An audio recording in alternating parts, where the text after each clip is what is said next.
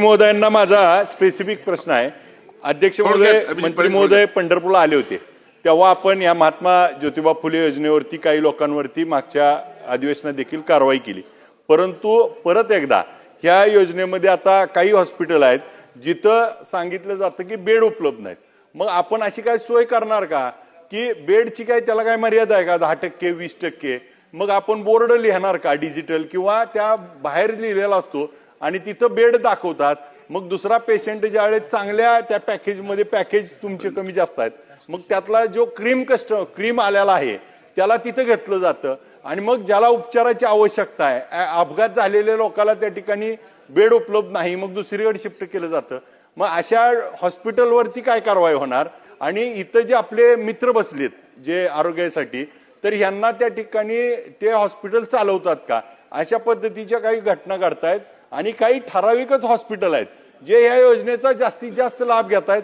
जसं नाशिकचा प्रश्न आता आमदार साहेबांनी सांगितला, ह्यांना काही ज्या अनियमितता करायच्या, जे सगळे पॅकेजेसचा वापर करायचा, ह्याच्यात आपल्याला नेमकेपणानं आपण ज्या आरोग्याला आलेल्या प्रत्येक त्या आजाराला उपचार आपण 2324 लोक आजार यात समाविष्ट केलेत, परंतु प्रत्यक्षात मात्र तसा होत नाही। ह्याच्यासाठी ग्राहक ज्या रुग्णांना कळण्यासाठी आपण काय योजना करणार, सोय काय करणार?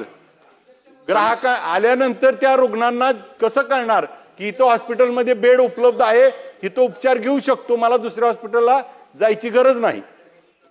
मंत्री महोदय। अध्यक्ष महोदय, सन्मान्य सदस्य अभिजित पाटील साहेबांनी या ठिकाणी जी काही प्रश्न मांडला त्याच्यामध्ये दोन गोष्टींचा त्यांच्या एकूण प्रश्नातला रोख होता। त्यातला पहिला पार्ट असा आहे की हॉस्पिटल ज्यावेळेला एमपॅनल होते त्यावेळेला मस्ट बी त्यांनी सगळ्या सेवा देणं हे बंधनकारक आहे, परंतु बंधनकारक असताना सुद्धा काही हॉस्पिटलमध्ये जाणीवपूर्वक अशा पद्धतीनं बेड अवेलेबिलिटी दाखवली जात नाही आणि मग त्याच्यामुळे आपल्या जो पेशंटला नॅचरली त्यांनी सर्व्हिसेस द्यायला पाहिजे ते देण्यामध्ये उशीर होतोय। मला असं वाटतं की अशा पद्धतीची घटना होऊ नये यासाठी मगाशी नमिता मुंदडाजींनी जो प्रश्न विचारला त्या प्रश्नातलं एक उत्तर द्यायचं राहिलं ते मी सांगतो की या अशा पद्धतीनं या हॉस्पिटलमध्ये जर अनियमितता होत असेल तर आम्ही सगळेजण एक फ्लाइंग स्क्वॉड करतोय।